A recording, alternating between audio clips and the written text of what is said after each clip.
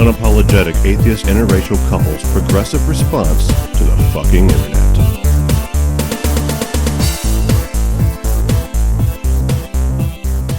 No, there's a loud R in that word. Okay. I did not mess up. Okay. Okay. So loud letters. I mean, it doesn't, I don't think anybody remembers. It's going to be okay. I didn't, but loud letters are the opposite of silent letters. Silent letters are there, but you can't hear them. Loud letters aren't there, but you can hear them. Like in car wash, there's an R, car wash, an R, but you don't see it written though. It's invisible. I mean, look, I think this is a brilliant theory, but this is a whole lot to go through to just explain the fact that you said margins when you meant to say margins, and it's fine. You guys are pronouncing it wrong. It's my point. All right. Like it's actually margarines. Yes. It's margarines. Yeah. Margarines. If we look around the margarines, the butter, so if you bring in the margarines. Yes. No, I made a mistake. Yeah, I always want to say margins and I'm saying margins. I don't know why. But I got to say, it's next level psychological judo to create a whole new grammatical rule. Everybody's sitting there going, maybe it is low-key not a grammatical rule. Like it's not new. Like that actually is real. Right. The grammar nerds probably know. Yeah. But look, good job taking care of yourself. Right.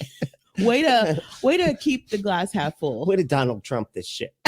No, actually, everybody else is around. Nah, he stays in the gutter. Honestly, he stays in the gutter. He would have said something way negative, or just say he didn't say it. I didn't say that. You said it. That's true. You said it without my lips were moving. And I also just said negativer. So can we please, while we're talking about negativer, taking care of ourselves psychologically when we make mistakes. Hello, everybody, and welcome to Unapologetics. I am Brently. And I'm Nikki. Hello. Welcome back, everyone. Yeah. It's so humid outside right now. It was lovely here, y'all. I mean, I don't want to complain because I know some of y'all are in like negatives territories. And that sucks, but at least you get snow. We don't get to have that beauty here. No. Yeah. But it was just nice. Like, I mean, it was kind of cold actually for a minute there. We're talking like low 50s, even into the like high 40s. So, we needed like an actual pullover. Yeah. Was important. That was not normal for us. Yes. But of course, it's all short-lived because we live in the swamp. Yeah. And today, the Tampa Bay area is serving swamp ass. Yeah, it's probably the best way to describe it. Yeah, just the humidity just is like, hello, we're so happy to be back. Yeah, that was a lovely vacation. We got to see some fall leaves. It was great. Right. But we are back now to make you sweat everywhere. And it's summer. All right, let's because that's us. We just switch from we have like a cold snap and then summer is upon us. And then we're back for the rest of the year. Yes. Until now it's time to strategically figure out when to go outside and when to do things. Right. Such a good life. Good life. So let's talk about some big stories this week. Yeah. I guess the biggest story was the Superbowl happened. Yeah. And the Superbowl happened. It was fun. That was a good game. Good halftime. You don't know shit about football. Why are you sitting over here talking with these people and lying about reality, which is you don't understand a lot of times or like football. But a lot of times it's just like a slaughter. Like it's just a whole, and this was like a good back and forth the whole time, Okay, I see. It was close. It was very close. Yeah. It was weird watching it having zero care about who wins. No. For real though, I forgot LA had a team. And it sounds like most people in LA forgot they had a team too. They don't care. I saw this great tweet where someone was like, people in LA are like, oh, the Super Bowl is happening and we're in it? Okay, cool. And people from Cincinnati is like, we have to win this to avenge our grandfather's death. It's like way serious because these older football franchises have seen some shit. You know what I'm saying? Like they're in the trenches together. It's like these new guys are just like, oh yeah, we're a thing. It's insanity. But what was crazy is Britt and I were talking about how it just is wild that the biggest cultural event, basically but really the biggest cultural event that we do in a year is one in which we are getting advertised to the whole time. And that's part of what makes it a thing, is like, oh my God, now it's $7 million for Super Bowl commercials. How crazy. And it's just weird to me that all these Americans, we all gathered to sit down and watch commercials for 3.5 hours. You know what I mean? Right. And some football, of course. Well, I was kind of excited too, because, you know, before the Super Bowl, it was like, I follow, you know, Fat Mike from NoFX, and he said, our Super Bowl ad's coming out tomorrow. And I was like, what? What is he talking about? It was that Liquid Death commercial where it's all the kids drinking beer. Yes. It looks like the kids are drinking beer and they're like, breaking the law. Yeah, they did that song. That was NoFX. That's right. That's pretty cool, right? Yeah. I think they're mainstream now. Yeah, I know, right? Hey, that's all right. They're selling their beer water. So that's beer water. I love it. It's a pretty ingenious idea. Ingenious. Yeah. And marketing it to kids makes total sense, because I could definitely see a bunch of fucking cringe 15 and 16-year-olds being like, thinking it's cool. Yeah, absolutely. That, like, they're drinking like they are. I mean, it's cool cans, man. Aquafina. Well, drink anything other than Aquafina. Seriously, literally anything else. Just leave Aquafina and Dasani in the pit of hell from which it came. Those are like my favorite too. I like the minerally tasting ones. I hate them. Oh my goodness, it's not water anymore. It's something else. This is a concoction. Yes. So I like the chemicals. Yes.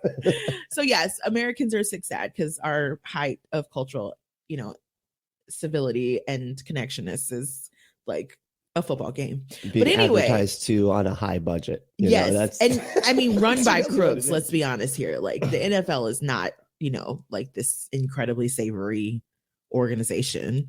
Right. Ugh, it's gross. No, they're bad news. Yes. But you do notice that, like, a lot of the ads that were on the Super Bowl, it's funny because they, like, a lot of the money they spent was getting actors together from like old projects and then having them do like like the Dr. Evil and, like, you know, and it was a bunch of them like that, where like they get the whole cast of a movie back and together. We should have known. Like, I don't understand why everybody's thinking the halftime show told us. Those fucking commercials told us. Yeah. I mean, like, we were sitting there, and so we're, you know, the halftime show, which is what we're going to talk about mainly, but let's make this point first.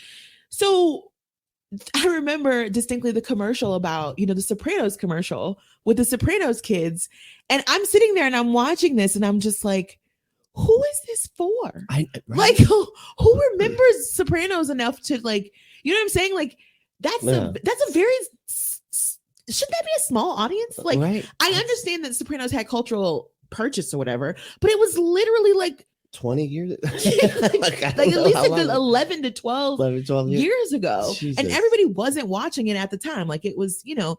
But I just, like, how much did they pay Jamie Lynn Sigler and that other kid to do this 30-second spot to sell some kind of vehicle that honestly I don't even remember anymore? Because the whole time I was just like, they're just doing the Sopranos thing right now. Yep.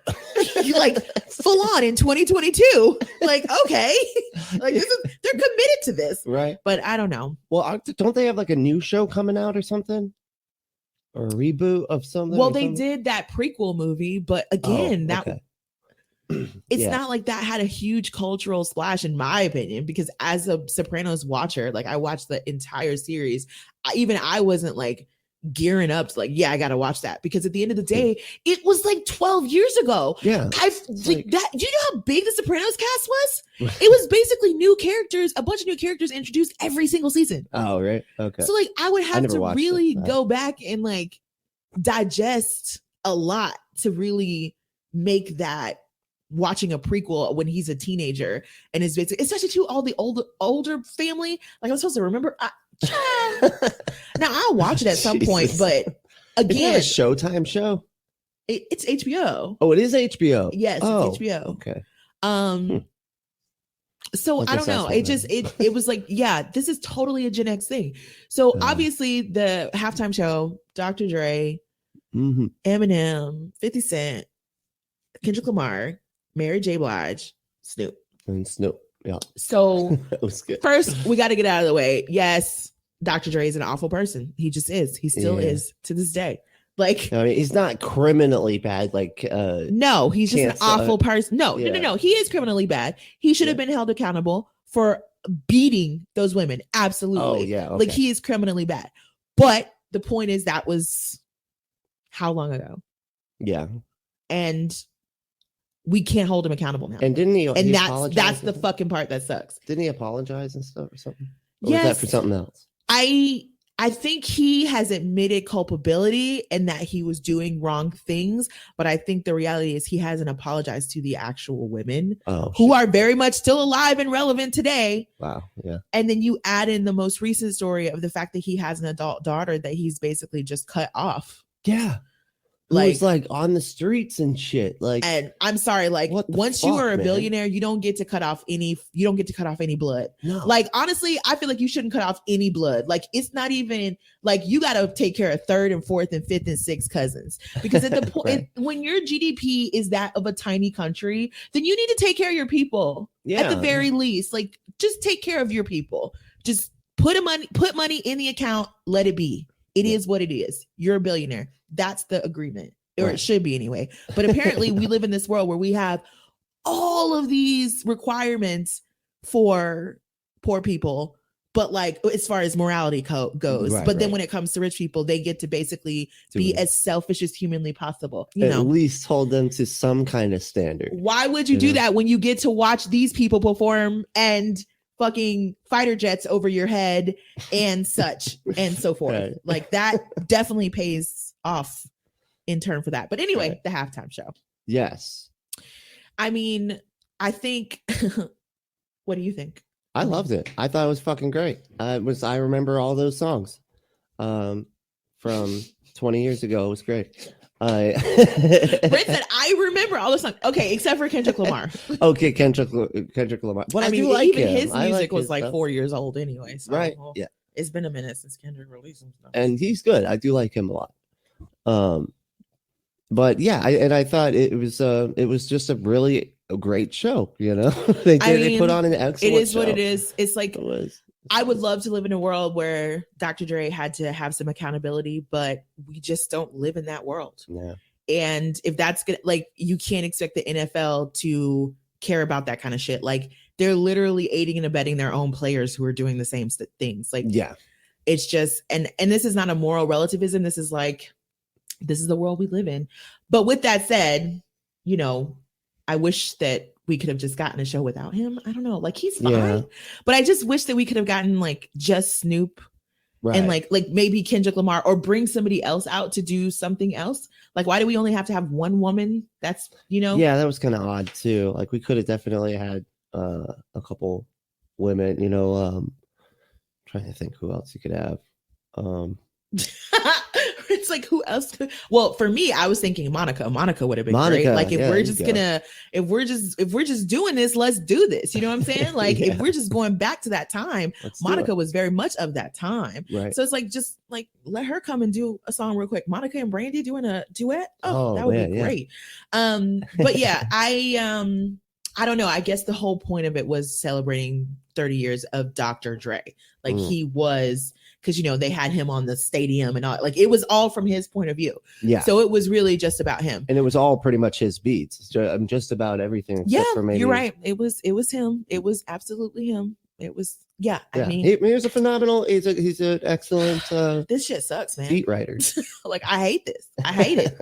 I hate it. It's like, on the one hand, you want to celebrate somebody's genius, but on the other hand, you're just like, why couldn't you just be a fucking kind person too? Right. Like, why do you have to be so fucked up? Right. You know what I mean? But I guess we don't get to choose that show. But yeah, it was a great halftime show, all things considered. Like, we've gotten some garbage ones in the past. Oh my God. Yeah. So bad. Garbage one.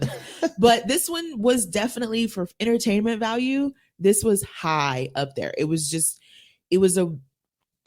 high up there, especially Kendrick Lamar. That was phenomenal. Fucking, I just like, We Gonna Be All Right is like one of my power songs, man. I have to put that shit on sometimes and just like let it wash over me because of this fucking world, man. Yeah. But yeah, I was I was happy that they just went for it, but I'm also concerned that it was a deflect from, I mean, obviously this has been happening in the works for a while, but it's just kind of, I was like, a part of me was a bit taken aback because I was like, okay, they're having Janae Aiko. Well, I guess it was an LA thing. I get that. But they're having like Janae Aiko. Yes, because a lot of those folks were from, not all of them, but obviously Snoop, Dr. Dre, Janae Aiko. M's from Detroit.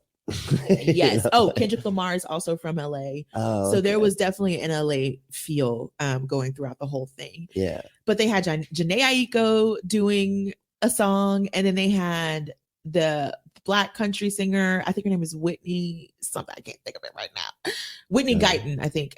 She did the anthem, and then you had the halftime show, and I was like, wait, are they setting us up for a complete country one next year? Are they just like, we gonna do this for you this year? So next year it's literally just gonna be Carrie Underwood and like Garth Brooks on stage, and y'all can't say shit. We don't want to hear it. Yeah, we don't want to hear it. Because that was like the main thing I kept saying. I saw a lot of like Twitter responses that were like, they forgot the C in the word rap because rap is crap, which is super boomer. Like, that's just a boomer. And the thing is, too, somebody doesn't know shit when they call it rap, because it's not rap really, it's hip-hop. Hip-hop rap is the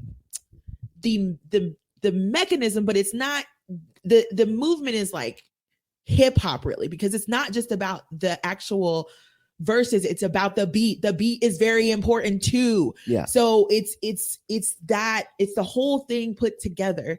And it's like, look, you cannot like rap. That's fine. Like, okay. But it's just, it also is like, this is how we know you're not even paying attention to the genre, because every hip hop song isn't rapping. A lot of rappers now actually sing. Yeah. Like, so it's not even like, you can just not like stuff. Right. That's fine. Just be like, but it's like, when you say I don't like rap, it's just like, it's like me saying I don't like country. I don't really ever say I don't like country. I say I don't like mainstream, like radio country. I don't do that. But like but folk music, I fucks with some folk music. Give me put a fucking banjo. I fucks with some folks music. Like, I love it. I love bluegrass. Like, there's all kinds of music under that umbrella. So it's just kind of like, you're just sounding real ignorant right now. Yeah. You know what I'm saying? Real ignorant. I'm fine saying fuck country. I really don't like it for the most part. The only thing I think I like about it is that one song Codeine by the Trampled by Tortoises or Turtles. Yes. Yeah, which that's is about more of a bluegrass song. It's a bluegrass, yeah. You like country. Like, seriously. What? Patsy Cline? Seriously? Who? No. Oh. Fucking. I like Fancy. What's that? The Man in Black? Why can't I ever remember his name? Johnny Cash. Thank you. The Man in Black. From X-Files? I don't know what you're talking about. What? No, not that one, nerd. The other one. Okay. Yeah. Still just no fuck country. Yeah. No, I'm not a fan. And we still had to hear a Carrie Underwood song. This is what I don't understand. They're complaining, but they got to release an entire new Carrie Underwood song. Like, you got your way. Right. She'd be screaming, oh my God, Carrie. It's okay. You can calm down sometimes. But anyway, it was hilarious to see the reactions, of course, to this. Yes. Yeah. I was going to say, and it's a lot of, I remember seeing one that said, not a single musician on stage. This is just, and I was like, the dude had a fucking piano and played the goddamn beat he wrote, man, like on the piano. Like, he writes. There was a beats. guitarist on stage. Like, there was Anderson .Paak was actually on the drums. So it's like, well, no, it wasn't about. He was trying to say that all rappers or any hip hop artist is not a musician. Okay, so the actual instrumentation that was happening at the time of the performance doesn't count. That does not count. No. Okay. No. Yeah. All right. Because they're racist, basically. I mean, that's all that is. You know. Like, oh my goodness, it's so weird. It's such a weird hill to time. We're Southern. We're talking too much about country. Exactly. It's just such a weird hill to die on, though, because it's like, look, you may not be interested in mainstream music, but to deny that these people together have just an insane amount of number ones. Oh yeah. An insane amount of top albums. an insane amount of like crossover genre. Like fucking Mary J. Blige has a goddamn Oscar nomination, for fuck's sake. Yeah. Like the idea that these folks are not mainstream. Fucking Snoop Dogg does a cooking show with Martha Stewart. Yeah. I know. Like, are you living under a rock? These are all extremely mainstream people. Yeah. And then there's this other like reality that, you know, the NFL doesn't really have a whole lot of need to attract what you would think you would get from like a country show or a whole Rolling Stone show. Yeah. Like, to be honest, the people who are into country music and Rolling Stones, or like mainstream country and like Rolling Stones, are already watching the Super Bowl. Yeah, you don't need to get them, you know. Y'all are trying to get already more people vested. You're there. You're gonna be there regardless. And that's why they put Katy Perry up there. That's why they put Lady Gaga, because they're trying to get other people to come watch the Super Bowl. Right. Because, like, you know, they just need asses and seats. that's it. You Isn't know? that the same year that Coldplay was supposed to be headlining, and they had to bring Beyonce because it was just kind of like, this is gonna fall flat. Who's gonna see that? Like, who's gonna be like, oh no one's gonna watch a whole Coldplay can't show. wait to see Coldplay. Like who's the fuck? Come like, on. no shade against Coldplay. It is what it No is. shade against Coldplay. I like that first album. Okay. I like that first album. All right. I'm just gonna say that right now. Right, I will stand for that first album. The other thing I saw real quick, there was one person that commented on Twitter, said that they should have had a rock band and then have the hip hop artist and then have them see who gets the louder applause. Like, they have to have it a competition, like with. I was like, what do they think the halftime is for? This is what I don't understand. We need our The music to be halftime competitive is too, not an goddammit. affirmation of the way you choose to live your life. Right. Okay, it is not meant to be. It doesn't. That's not what it does. Okay, it's literally meant to just get more eyes on the television during a certain hour. Which, honestly, for you Charlie Kirks who are like, this is sexual anarchy, your children should have been the fuck asleep. Right. It was like 10 o'clock. Yeah. It was like 9 something. Late. Put them kids the fuck to bed. It's adult On a time school anyway. Already. Yeah. But this is just my opinion as a non-parent. You know, take it for what you will, which But is meaningless. It was also one of the most clothed, like, this is what I'm saying. Super Bowl Carrie halftimes Underwood I've would have ever been out seen. there. Exactly. Mary J. Blige ain't have nothing out but her thighs, and they were absolutely glorious and amazing. And I'm so glad she made that choice. The thigh highs and the thighs. She's fucking brilliant. Oh yeah. And it's like Carrie Underwood would have won the same thing. In fact, Lady Gaga did wear pretty much the same thing during her halftime show. Like, and maybe you're arguing that the whole thing has become over sexualized. Okay, but also like, it's 2022 and the kids have moved on, and y'all need to either get with it or just turn the TV off at halftime. Right. Like, you can literally, the Olympics were happening. You could have just switched over to watch some fucking ice skating. Yeah. Where they were also wearing pretty much the same thing. Yeah, pretty much. There's a lot of sexual anarchy on the There seems to be this follow through where like women showing any parts of their bodies seems to mean sexual anarchy. That's why, I mean, you know, that's why Charlie Kirk's head's clearly about to explode because of all that. I mean, come on, it looks like it's right about to explode. But yeah. I mean, too much sex. It's getting inflated there. to the point. I like the idea of it just floating out, like just floating up like a balloon. Yeah. And his face the whole time is just like, what? No. Ah! His tiny mouth screaming as it floats away. Yes. Oh, poor man. Oh God. Candace Owens betrayed her fans for a second there. Yeah, the real her came out for like 2 seconds, and then she was like, "Oh shit, I like country and hip hop." That's normal. That's normal. I mean, it is normal. Actually, it is normal, especially for Southern Black people. Like, Really? like yes, absolutely. Like, country music is a part of us too. Like, I mean, yes. Okay. So you have so much country hate, but I feel like you don't know yeah. country.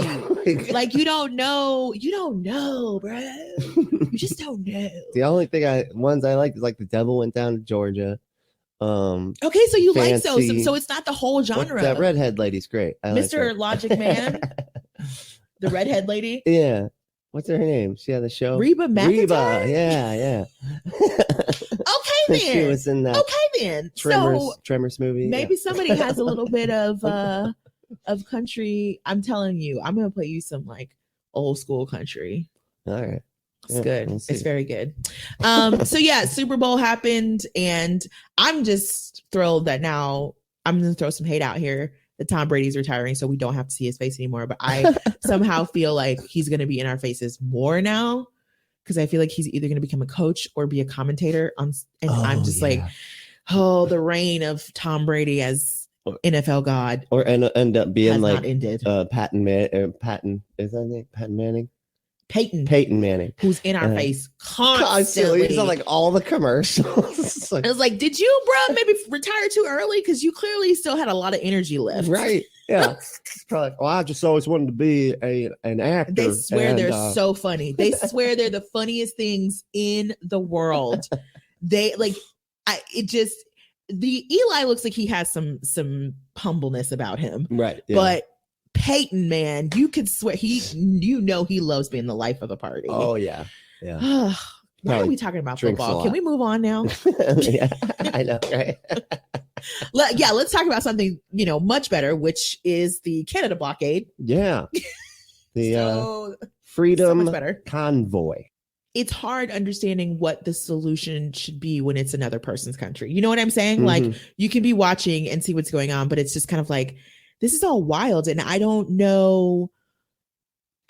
honestly know what the solution is, because I know doing things like, so obviously we're talking about the Freedom Convoy, quote unquote, which is a bunch of truckers.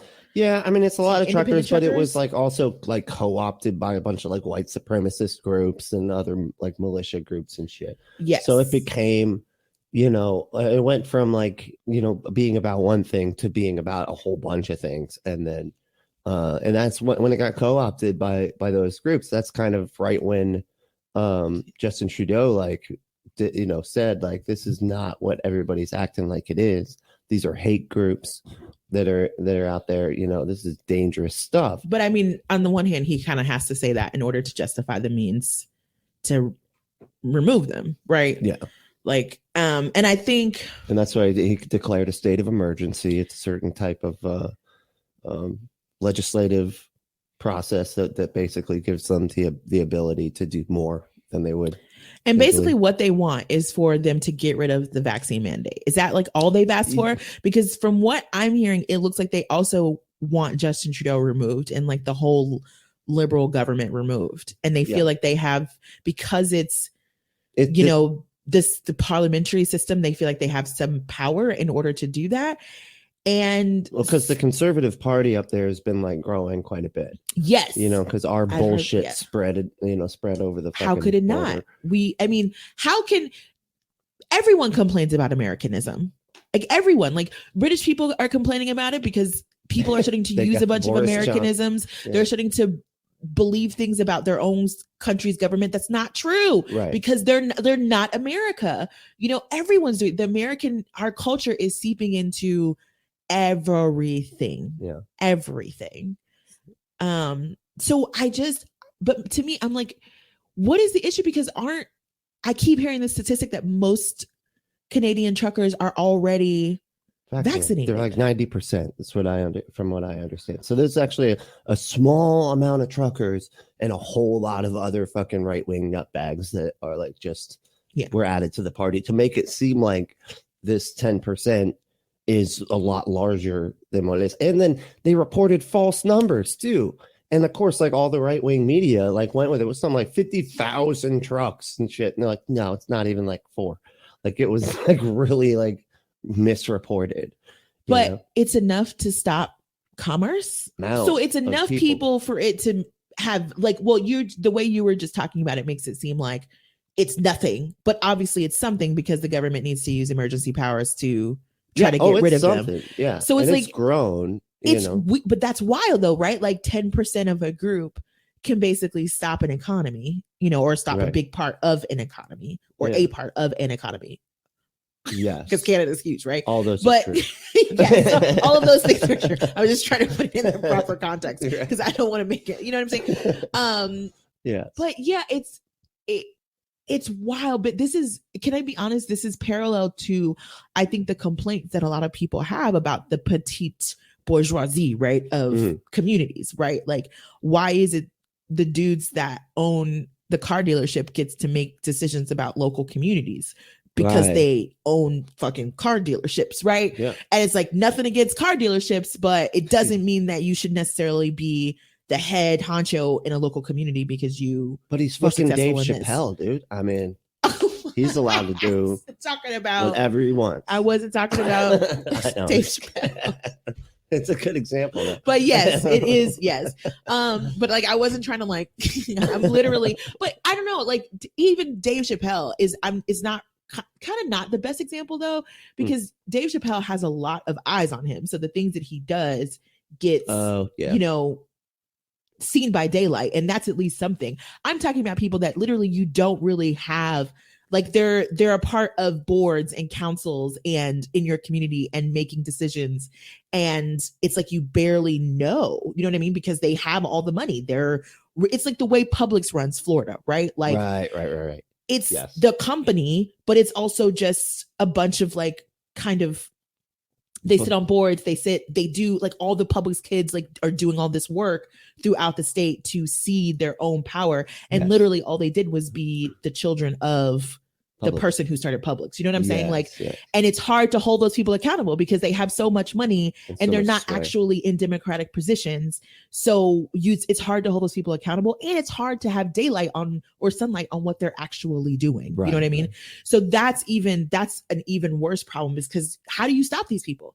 Like the dude who, I can't remember his name right now, but the guy who is a part of organizing this, they're just private citizens. How do you, for the most part, you know what I mean? I mean, it almost reminds me of like that debacle in Clearwater with the Church of Scientology, where they're like buying up basically all the property in Clearwater, and they're like, people are almost kind of, and they're like doing weird tactics to like fuck with people and stuff and get them to sell their property. It's freaky, man. Those people are Scientologists we don't want any smoke though. Like literally, we live across the bridge. Okay. Hey, look, this is a public podcast. No, I'm just kidding. But yes. So like they de facto run a town now. To the point where an entire downtown is almost dying because they refuse to let industry come in and do what they do. Yeah. And they refuse to let gorgeous downtown. I mean, Clearwater is beautiful. Like awesome. Absolutely. And it's just like, there's every time we go, there's another business that's closed down. Yep. And it's just kind of like, well, what are we doing here? You know, like you see a bunch of Scientologists run out there and put their hands up. It's mine. Ours, get away. Get back. You know? Please, they don't even acknowledge you exist. They really don't. It's so freaky. But back to Canada, you and I. Anyway, sorry. My bad. We are a mess. Okay, so I wanted to talk about this one story I saw in Forbes, and I'm just blown by this because so we're not supposed to believe they're all white supremacists, and I think that's fair. I mean, okay. I mean, the jury's out, I guess, for some people, but to me, materially, people who don't say shit when white supremacists are there, and then white supremacists are there, I don't see a huge material difference in that. No. If you're not, if they're there and you're just like, well, I guess we both agree on this thing, so it's okay. Yeah. Then no, it's not, man. Imagine the opposite, right? Imagine a person of color, a big group of people of color, or a big group of Black people, and all of a sudden a white supremacist walks into the room. They are not going to be welcome.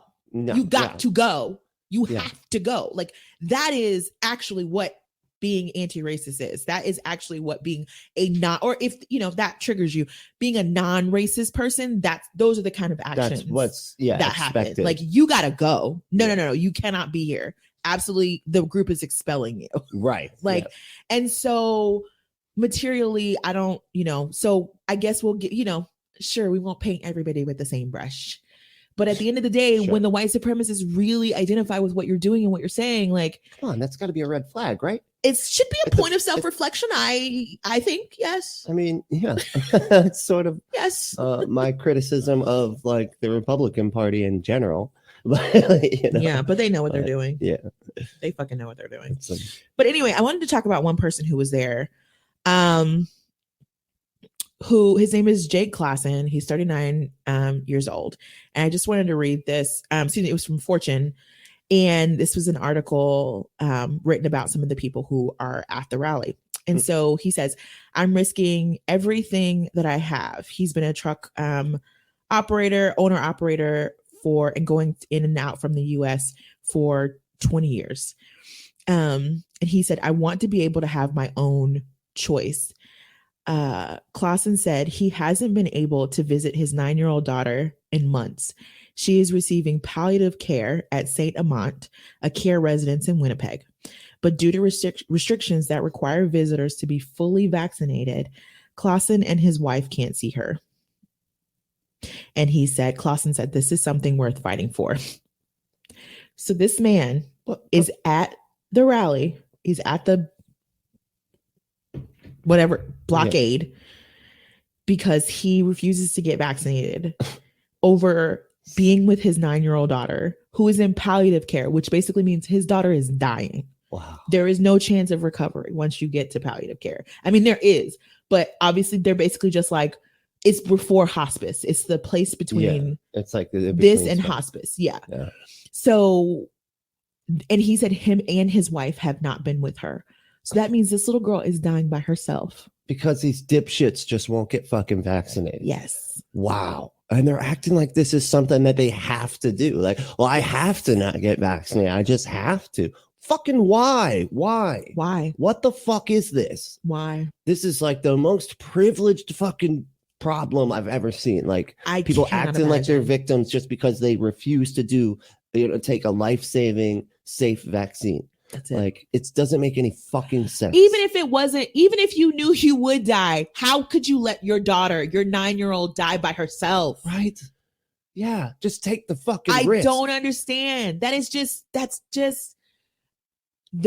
it's like when you hear stories like that, it becomes so obvious. Oh, these people are sick. Yeah, there's something wrong with them. You know. Well, yeah, like something deeper than just I don't want to get a vaccine. Right. Obviously, there's much deeper. Because if you're willing to risk your livelihood not being there for your daughter's last days over a vaccine that isn't killing everybody because there's too many fucking people who've taken it and not died, you weirdo. Yeah, come on. What the fuck? There is no evidence to suggest anything that y'all are fucking saying, and all the evidence suggests that people are dying from COVID. Yes, but also and the vaccine does help against that quite a lot. Absolutely, Jesus, absolutely, unfucking real. And they're giving us just mountains and mountains of evidence to prove that these people cannot be listened to. They cannot be reasoned with. Their concerns cannot be taken into account any longer because it's gobbledygook and balderdash. It doesn't make sense. It's like their brains are just doing a lot of stuff. And look, I am one that's like, you got to listen to people. If they're protesting, it's coming from somewhere, it's deep. It means something, you should listen because there's something deep going on down there. And it seems to me the only thing that's going deep right here is like someone told me I should, or I had to, or I had some big consequence if I didn't. And I decided to just say no. Yeah. Okay. You always had that choice. But choices have consequences. We live in a society. I don't understand what they think. What the fuck? I don't understand. Like you can't drive drunk either. You know what I mean? This is just like a bunch of truckers saying, we want to be able to drive drunk. You can't drive drunk. You can't put your hands on people. Like you, for the most part, have to be fully dressed in order to get services. Mm-hmm. Like I feel like these people, I don't know if they've read Ayn Rand too much or what is going on, but this whole like manifest destiny, I will do whatever I fucking feel like because I'm my own country, I'm my own sovereign citizen. is And- just not reality. Right. And then they'll turn around and be like, they should just follow orders. If they just followed orders, they wouldn't be dead right now. So, it's the same group, but the expectations for themselves You're right. are exactly like the opposite of what they expect for people of color and anybody on the other side, really, of any issue. You're Because right. it happens with women too. You're murdering babies if you, have bodily autonomy, but then they're out here doing this shit. Like, it's incredible the cognitive dissonance that goes on with this shit. It's amazing. They think the rules are different for themselves than for everybody And else. but they are different for them. I mean, right? Right. Yeah. Because we see Canadian cops going up and shaking their hands and hugging them. And it's just kind of like, well, this is weird. Yeah. And then turn around and are like bringing like full an entire like platoon or whatever to get the First Nations people that are just sort of sitting in their Own land. on their own land. Yeah. It's just disgusting. Jesus. They definitely have a problem with the way they're treating those folks up there. Sick. Yeah. But also we got to get a hold of this because they're going to bring your government down. Yeah. I don't know. And I get, people who are like, Justin Trudeau shouldn't be using emergency powers, whatnot.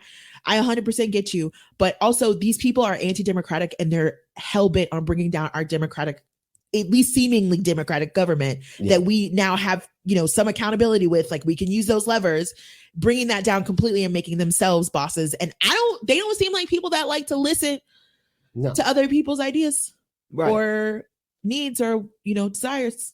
Yeah, I mean, next thing you know, they're gonna like figure out a way to get in power and get rid of their medical I don't know, but system. I also fear that right now we're making some kind of like authoritarianism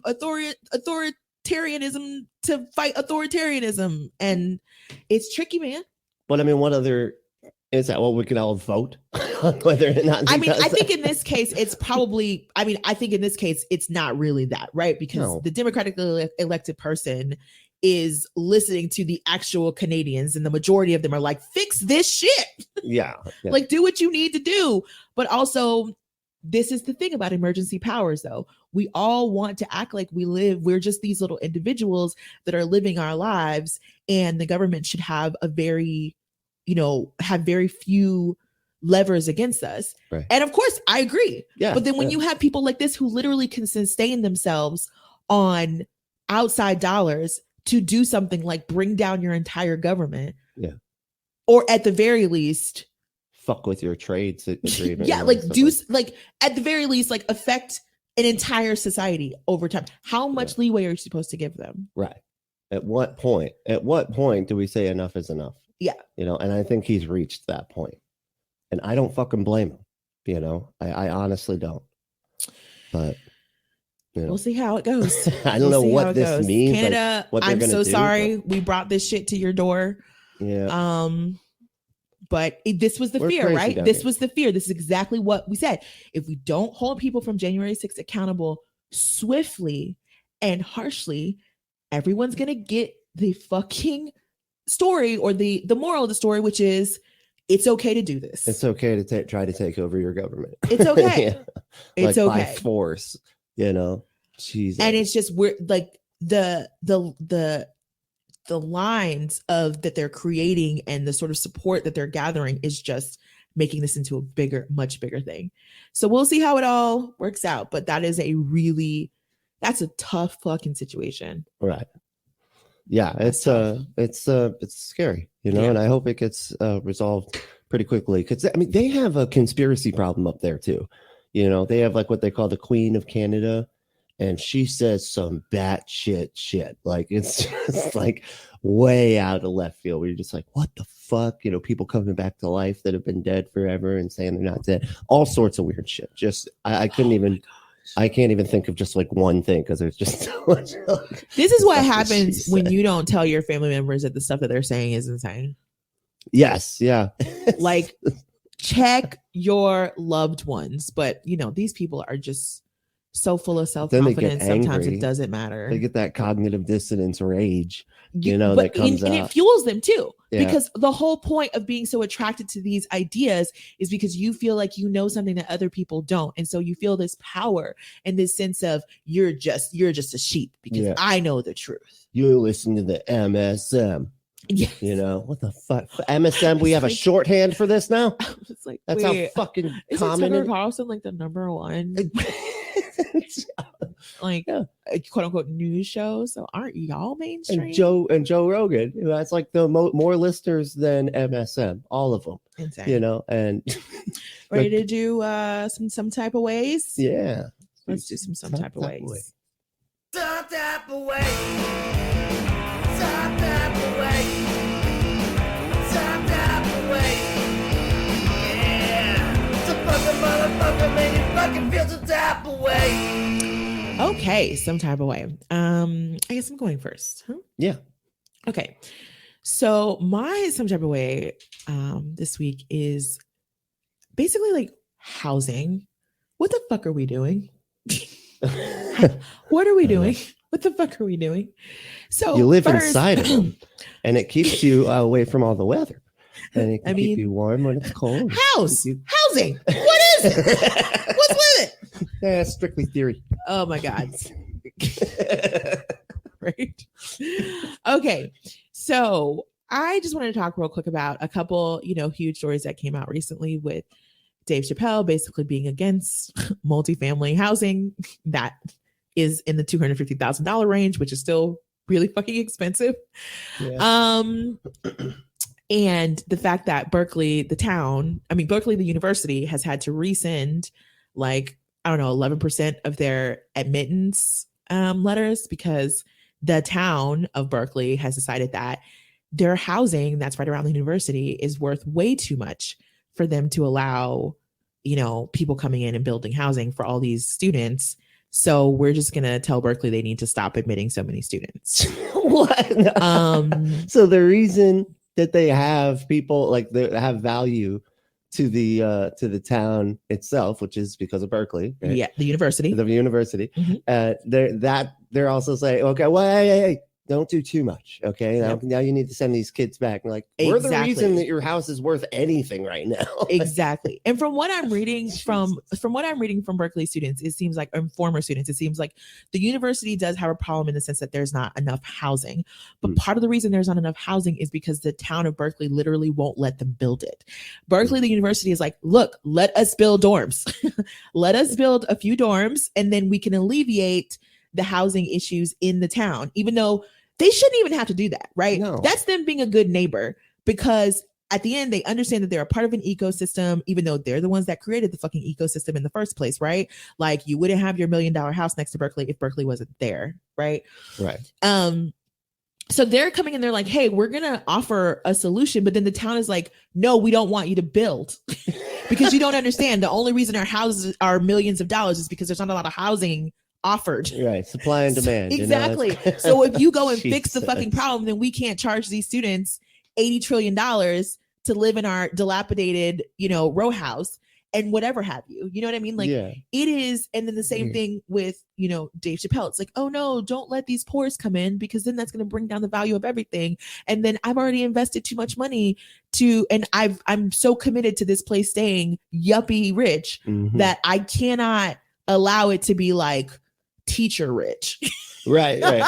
Which I need tech people and you know what I'm saying? Yeah, it's not poor, it's not like they're saying oh, we're going to bring in 200 homeless shelters with $250,000 villa or townhome is still very much, I have to go to work every fucking day. Fuck yeah, dude. I mean, a lot. I don't, and even still, even if it's like this whole thing about work being a virtue is garbage. I don't even I can't go there because I'm gonna go off on another tangent. Right. But the whole point is I don't understand what people think housing does for folks other than actually protect them away from the elements. Right. Yeah. Exactly. A house shouldn't mean anything about you morally. It doesn't.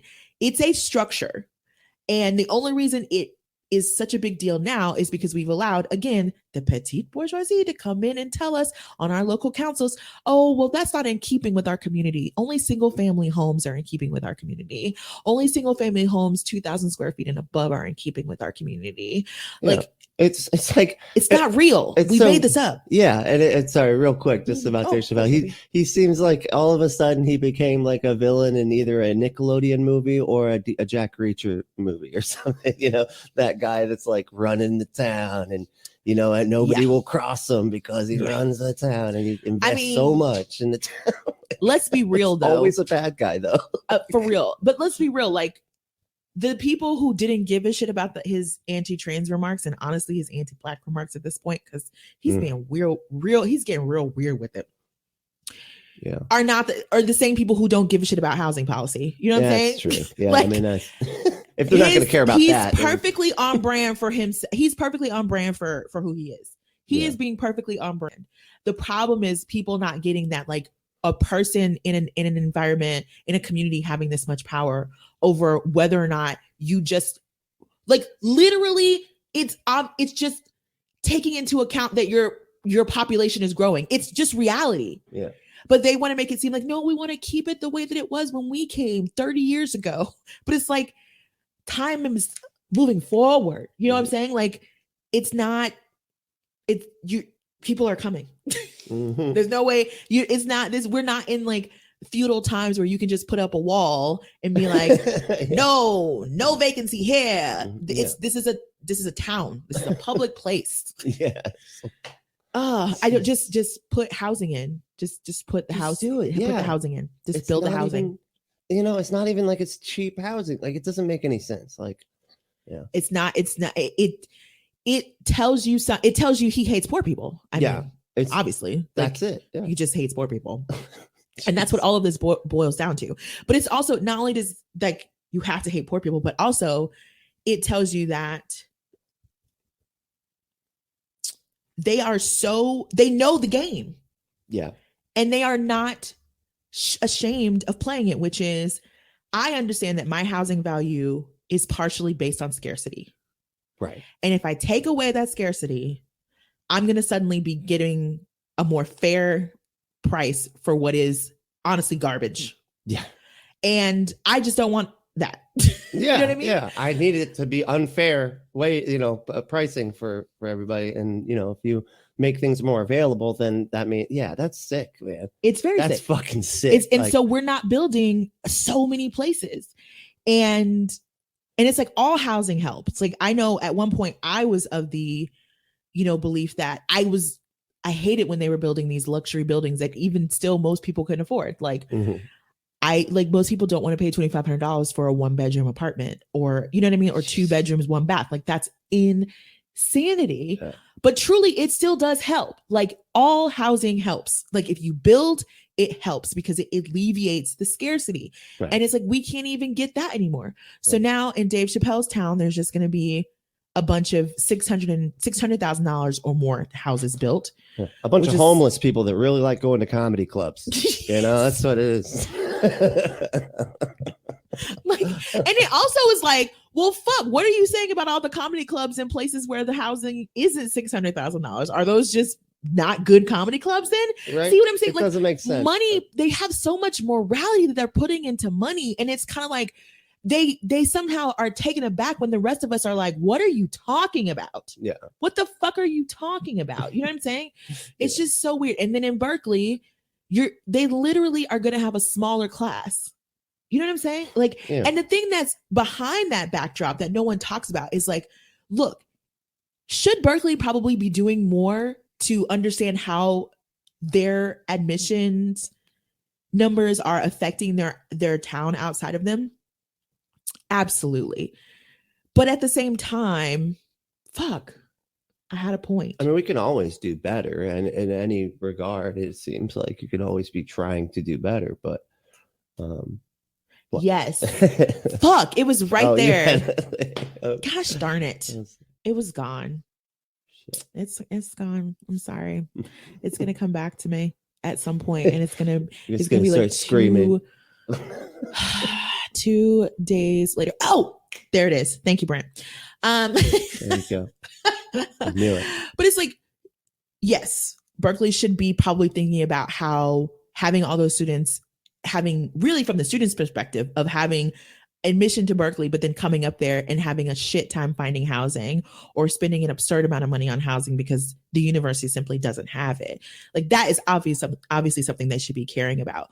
But we also have to be realistic and honest about the fact that part of the reason they have to have all of these students in the first place is because state governments have divested from state universities. They don't get nearly the amount of money that they used to. And so they literally have to stuff everybody in to make sure they get enough money to keep the place running as they would like it running. Right. So it's like, you got to get the money from somewhere. So it's like, if you just decrease the amount of students, it's still a deficit. You know what I'm saying? Like they still have a budget that they're trying to reach. And that's a reality as well. So we're getting fewer people educated in the state because now these townies are like, we don't like students anymore, even though we decided to move to a college town to kick them out. But then you have UC Berkeley that's like, bruh, what you want us to do? It's expensive as fuck to be here. And we need money from these students. Like, yeah, because otherwise they can't pay their tuition. And we don't have a business, and then your town really, it's I mean, it's an education institution. It shouldn't be a business, but somebody's got to pay for that fucking Olympics. In America, it is America. Somebody's got to pay for the dean of volunteer outreach. Yeah, that's true. Yeah, I mean, I'm not saying anything like there shouldn't be a dean of volunteer outreach, but there's a lot of deans at universities. Yeah, it's a lot of fucking deans. I thought there was one. No, there's deans of students. There's deans of every fucking thing, man. Well, they need a different name for that stuff. Brent's like, that's too many. I'm confused at the hierarchy here. I need more. I've seen Van Wilder enough times to know that there's one dean, and Brent's like, this should be like a British court. I need a viscount. Yes, I need a baron. The director of. Some directors in there. Yeah. All right. But yeah, that's my whole thing. Like American housing is insanity. It doesn't make, we just need to live in reality. People are here. Yeah. They need places to live because if they don't have places to live, there's all these other really bad things that happen. And I don't know, seems like it might be the linchpin or something. Yeah. It might be important to like human evolution. I don't know. Right. Brent. Jeez. Yeah. So no, that was good. Thank you. My some type of way is, so I don't know if everybody was paying attention about a week or so ago. There was a lot of memes about Biden smoking crack and a lot of stuff like that. And so I just wanted to clear this up real quick. Now, the internet is so literal. I know. They're so dumb too. It's like leaping to conclusions. But so what happened was that, part of the infrastructure bill has this so much money, and it's quite a bit of money allocated towards drug abuse, harm reduction, right? And so a lot of this is, needle exchanges, methadone clinics, things of that nature. And since we right now have a global pandemic where it's easy to spread disease not only through needles, like through blood viruses and things like that, they also have, COVID that they're spreading, and that can easily be spread by crack pipes. So one of the things that the money was able to be allocated for, there wasn't a guarantee. It was just sort of like one of the things that they could spend the money on, was a safe smoking kit. None of these have been purchased or anything. It was just because it was included in some of the resources that could be purchased with that money from the Build Back Better bill, and put through. So, but it didn't actually happen. That's the main point. It's like nobody's actually done this yet, but they could do it. But I think, for the most part, that's probably going to be very little of the money. But harm reduction's a good thing. Look, this is where you get like a lot of the Republican versus Democrat problems, because Republicans are like, just say no. And let's just tell everybody to just say no, because they got to take personal responsibility. And then the Democrats are just like, Yeah. Okay. I mean, they're going to do it. Okay. They're going to do it. How can we at least make it so they're not killing a bunch of people by doing it? You know, and themselves. And themselves. Yeah. Because, you know, there's a lot of ODs. That's a major problem, especially in areas that have a lot of heroin and things like that. Or it's like that. And contrary to popular, opinion, even people who are addicted to things are humans and thus have relationships with other people. Yeah. Like who matter and care about them. And who are loved and important. So it's not just, they're not a write-off. No. And not a write-off. I swear they act like they are too. Like, you know, these conservatives would just be like, yeah, fuck them. Just throw them under the, I don't care. Just, you know, let them die, whatever. They're just killing themselves. But that's not the case. It's, you know, it's a lot of people. And there's a lot of people in this that are a product of the opioid epidemic, you know, which a lot of these people thought that they were being prescribed medicine correctly, you know, for opiates. They should have thought twice about it, because I'm pretty sure we all have known what opiates are for like a long fucking time. Like heroin's been a thing since fucking World War I. You know, I mean, it's, you know, it's insane that like we're like, oh, wait a second, the opiates are addictive? Like, yes, dumb fuck. Like, what do you mean? And our government, right? Like our government bears a huge responsibility for that epidemic. Had it not been for the FDA approval based on unicorns, basically, like this would not have gotten as out of control, because doctors were rightfully weary of all the opiates. And then the FDA is like, good. But see, here's the thing though, and this is what they don't tell you, because everybody's trying to use this as like why vaccines are bad and stuff, right? Because they're like, oh, look at the, you know, what Big Pharma did, you know, with the opioids, right? But the thing was, and the FDA was complicit, right? But the FDA said, even in that, it's only for cancer patients, only for extreme pain. And what did they do? They're like, this is a cancer patient, right? You know, and they're like, They're like, I didn't say yes, I said Well, that's a fallacy in and of itself. Just because the FDA fucked up this thing doesn't mean they fucked up everything. Right. Especially something as worldwide as the vaccine was. Right. Exactly. Like, and all the governments and all the all the different governments, FDAs that they have, or versions of it. It's just but I see what you're saying. Absolutely. But, and they do use that, you know, as a reason to distrust them. But I feel like I mean, but my whole point is like, we bear responsibility in the idea that doing these kits and having this money later for harm reduction, like we owe that. That should just, that it's obvious. Like we fucked up something. We had a hand in fucking something up. Like you fix it. Yeah. Like that's the whole thing. Like you don't just take your ball and go home. You figure out ways to try to fix it the best way that you can. Right. Or at least do the least amount of harm, you know, or make, you know, try to take some of the harm away. And so that's why these things are really good, and they do help. You know, people get all upset about methadone clinics and everything like that. Methadone clinics help. Yep. You know, a lot. They, you know, they take away the, everybody's like, oh, they're getting off of the street drug and just getting you on the government drug. First of all, most of them are privately owned, but so it's not necessarily the government money, but some of them are.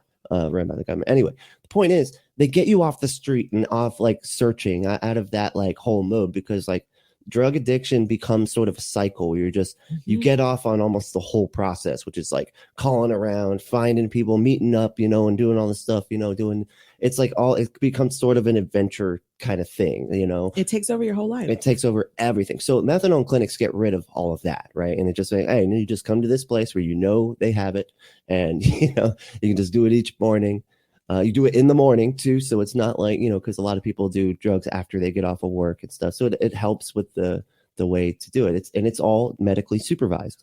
So that's, you know, they're good things, right? Needle exchanges are good things. I think the fact that in, you know, Indiana, when Pence like got rid of all the needle exchanges and they had a major HIV outbreak, you know, that spread outside, you know, it spilled over the walls out of the drug community and into just the regular community. You know, it's just batshit. They want to make policy based on the way they think they want to dictate how everyone should be when they make policy. Yes. And then I feel like responsible policy is just taking what's already there and doing what you can to fix what you can until you eradicate the problem. Right. Like I mean, Yeah, it's taking people as is, you know, and society as is, and then how to fix it. It's like that's what I'm saying. Like Republicans are like, we're going to only, you know, and it's just so they can get out of responsibility themselves for having to make any legislation that addresses actual problems. Like, well, people just need to be better. Like, yeah, no shit, Sherlock, we know that. Like, what the fuck? Like, the question is, how do you have the solution to get people better? And I don't think you do. I don't, and also, Right. do you really understand the things that are making people not great right now? If that's the making people better is the, like, to me, people don't need to be made better. Access to necessary resources need to be made better. exactly. Period. Like, if we can't do that, we got to do that first, and then we'll talk about everything else. Right. But don't talk to me about the morality of poor people. I don't fucking care. Don't tell me nothing. Not when people have to fucking steal formula and shit. Not when people have to steal fucking diapers. I don't give a shit. Don't talk to me about the morality of poor people. I don't give a fuck right now. I don't give a fuck right now. I want to know who has a roof over the head. How many people don't have roofs over the head? Right. Especially a stable one. Especially one that like people aren't fucking with you. Like I feel like, for example, people who are on Section 8 and shit, I feel so terrible for people on Section 8 because they have literally no power. They can have the shittiest landlords. They have no, like, what do you do? What do you do? And they got nowhere else to go. Exactly. And these landlords look have down to on you qualify. on purpose. Like they treat you this way on purpose because even though they're sitting back reaping all the government money, they see you as garbage. They're for still needing mad it. that they have to do it, even though they're getting paid for it, like a lot. Make it make sense. It's just it's like it's a judgment thing. It's just so they can feel morally superior, you know. It's sad, but way to deal with cancer is to never get cancer. Yeah, basically that is like fucking... the way to never be homeless is to never be homeless. Yes, you should have just thought of that before you decided to not have a house. No one of these fuckers are so simple because in their mind everything is just right and true. Yeah, if you just do it. Everything is their anecdotal experience, and that's their expectation for everybody else. Every single one. But I didn't really know very much about that story, so thank you. Oh, that's great. Yeah, it was pretty big for a minute there. Everybody was freaking out. I saw it, but I was just kind of like, this is another conservatives aren't reading and they're not making a mountain out of not even a molehill, just like something that's literally just normal. I am like, I know y'all have been addicted to shit. Right. I mean, we know y'all are currently addicted to shit. They're all fucking alcoholics, you know it. Like they're all. Just being a human, not we'll be here all day. I know. Brent. Yeah. Thanks y'all for listening. This is a good time. So you should tell all your friends about us, about the show. Should give us a 5-star review wherever we can be reviewed. If you do have some extra money that you want to throw somewhere, you can go to patreon.com/unapologetics. And you should check out our sister shows. It's just the live stream with the gang at Left at the Valley every Wednesday night on the YouTube channel Unapologetics panel stream. And then we also check out Left at the Valley. It's a great show, and that's leftatthevalley.ca if you're looking for the website, and get pretty much everything there. So yeah, but tell your friends. That's the best way to get these shows spread around. That and the 5-star reviews. But so Nikki, it was very good. I'm getting better at these. I was like, damn, I'm on a real podcast right now. Okay, cool. Yeah, Sort of. babe. So what do we say to the haters, discriminators, and masturbators, shamans? fuck off.